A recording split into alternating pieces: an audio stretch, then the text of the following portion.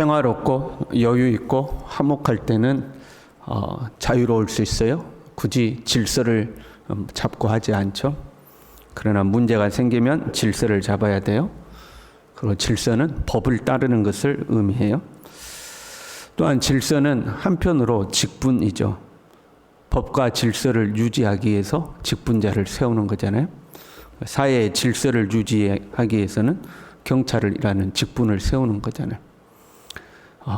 그렇다고 경찰이 마음대로 하는 것 아니에요. 경찰도 법대로 해야 되죠. 질서는 법을 유지하는 거고 그 법을 유지하기 위해서 이제 직분을 세우는 거죠.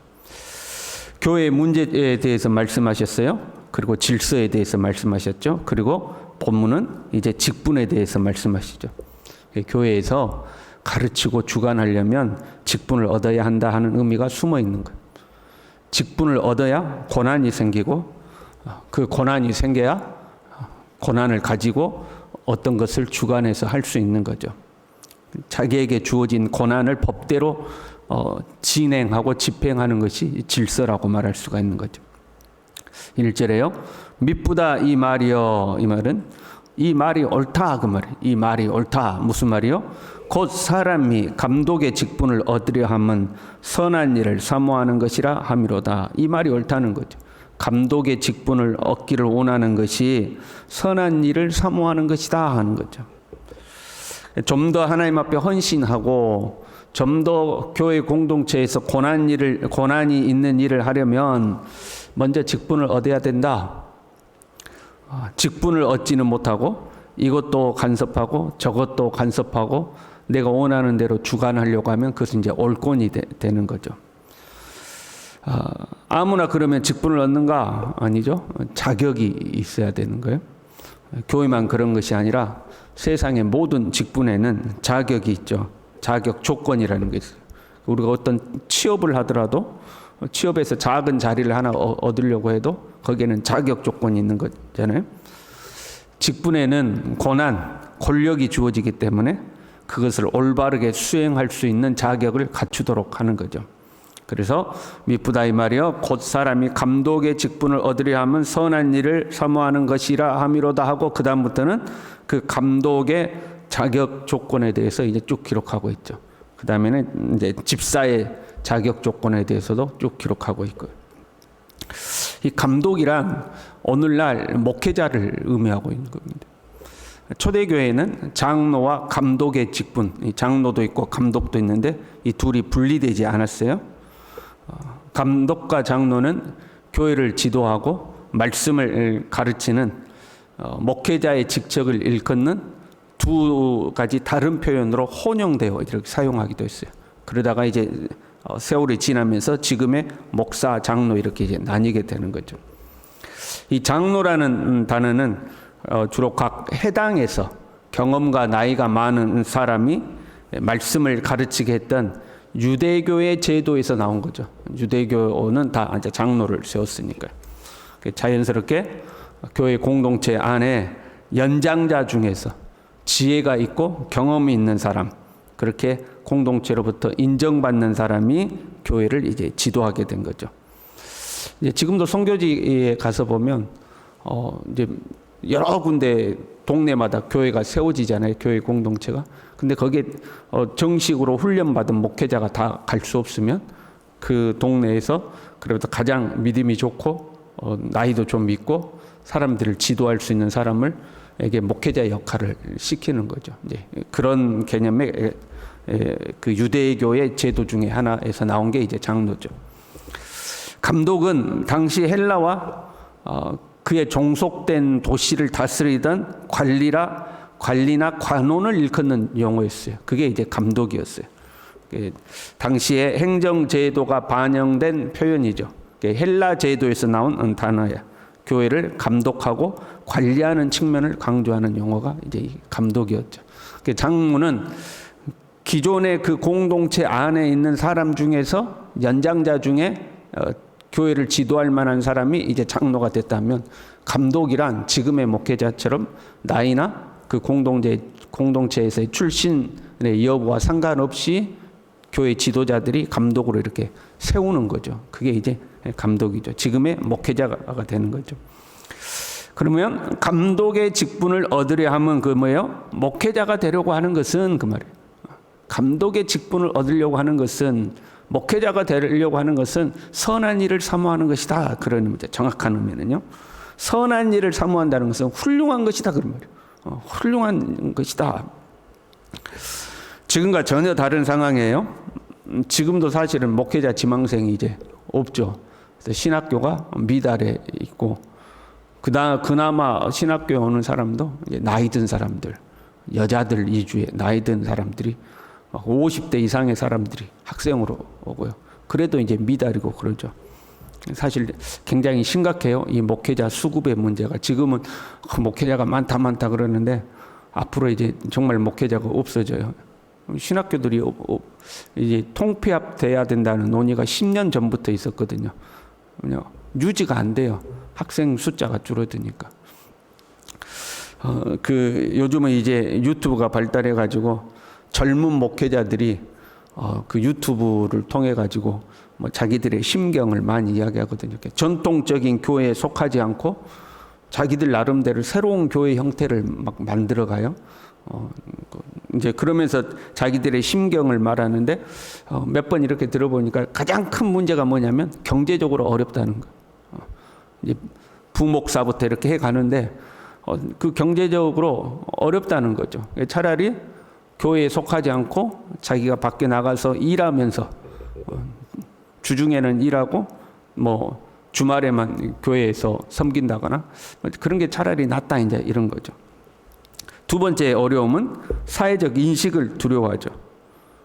그러니까 세상이 교회를 비난하니까 교회가 그 모양이냐 하고 이제 비난하니까 전통적인 교회 형태에는 비난받으니까 그거 안 하고 세상에서 비난받지 않을 만한 형태의 교회를 만들어 보겠다 이제 이런 거죠.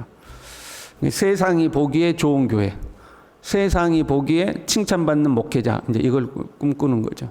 사실은 바람직하지 않는 겁니다. 하나님이 보시기에 좋은 교회, 하나님이 보시기에 좋은 목회자가 돼야 되죠. 그것이 세상으로부터 비난을 받고 세상으로부터 손가락질을 받을지라도. 기독교 역사에서 기독교는 딱 비난받고 손가락질 받았어요. 그 핍박받았죠.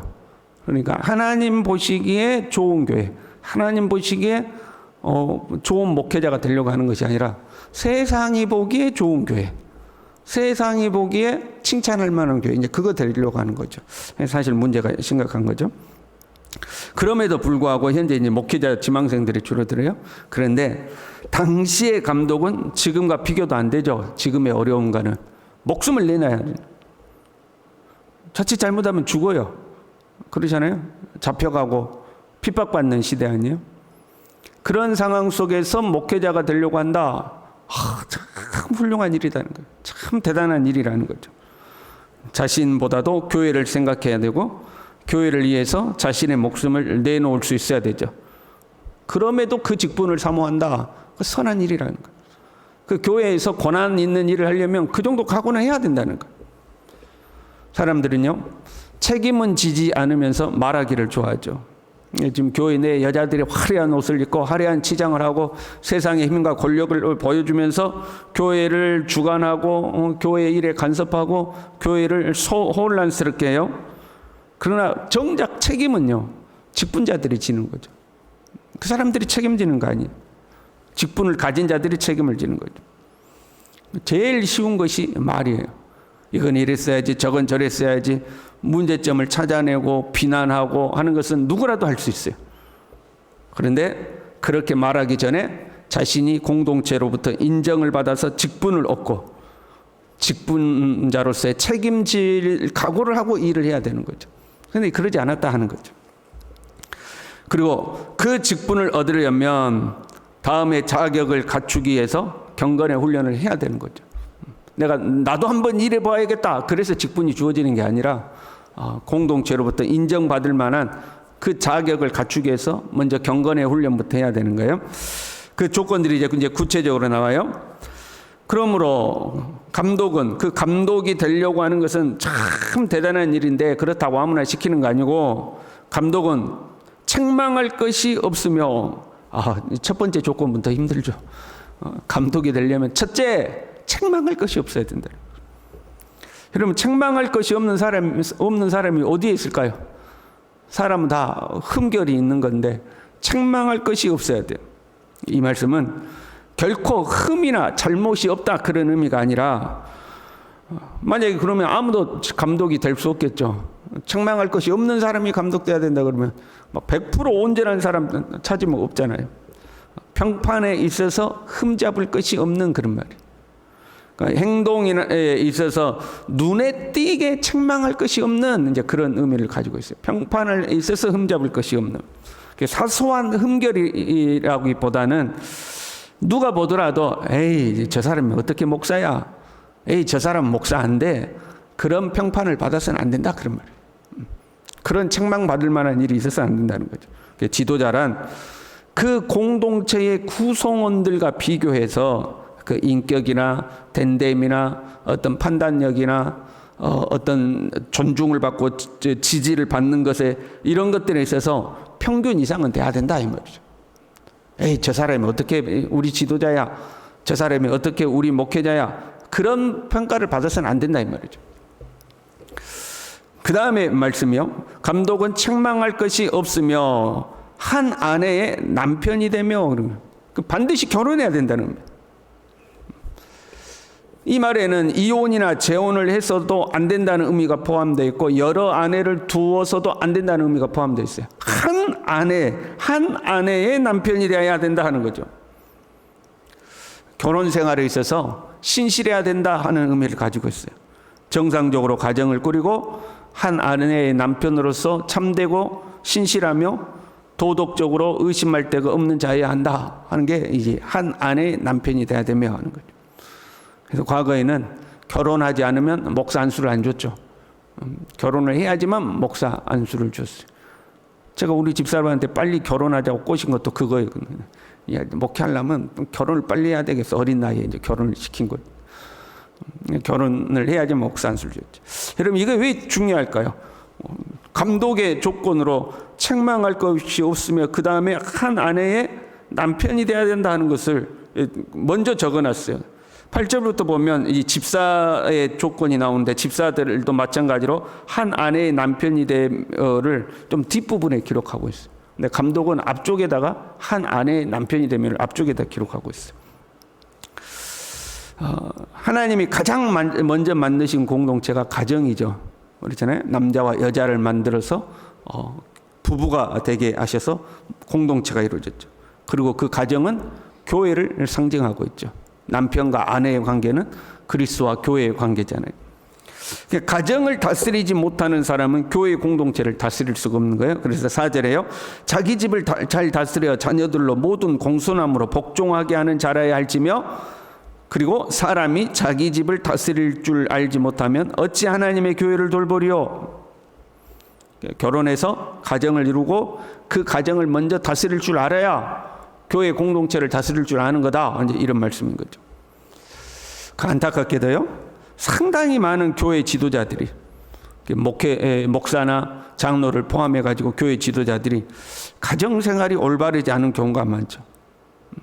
아내에게 욕을 하고 함부로한다거나, 남편을 무시하고 대든다거나, 교회에서 가르치고 주관하려고 하는 것처럼 가정에서도 아내가 남편을 주관하고 이제 가르치려고 하는 거죠.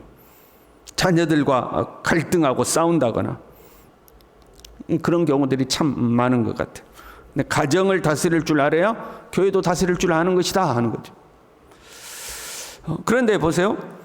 그런 의미라면 뒤에 다시 나오잖아요. 4절부터 자기 집을 잘 다스려야 되고 자녀들로 복종하게 해야 되고 집도 못 다스리면서 어떻게 가정을 다스리냐 하는 말씀이 나오는데, 한 아내의 남편이 되면 따로 띄어놨어요. 나중에 집사의 조건을 보면 한 아내의 남편이 되며 자녀와 자기 집을 잘 다스릴지니 하고 그걸 붙여놨거든요. 근데 감독만 따로 떼어놨어요. 왜 따로 했을까? 이제 교회 내에 이성 문제를 경계하는 말씀일 수 있죠.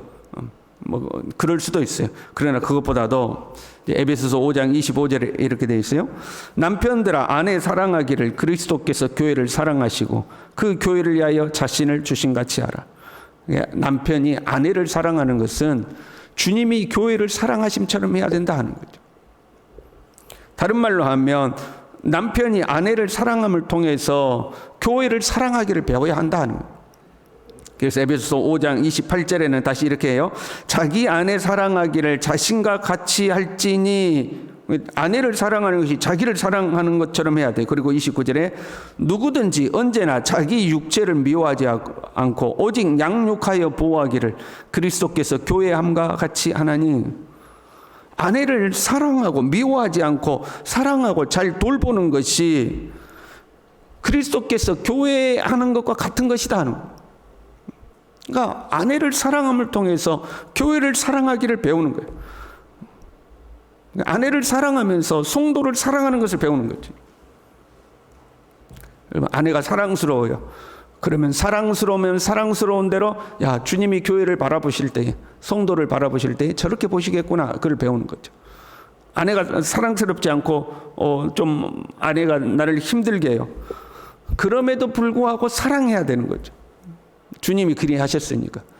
그래서 교회에 부족함이 있고 성도가 부족함이 있어도 주님은 여전히 사랑하신다 하는 마음을 배우는 거죠. 교회를 사랑하기를 배우는 거예요. 다른 말로 하면 감독은 교회를 사랑해야 된다.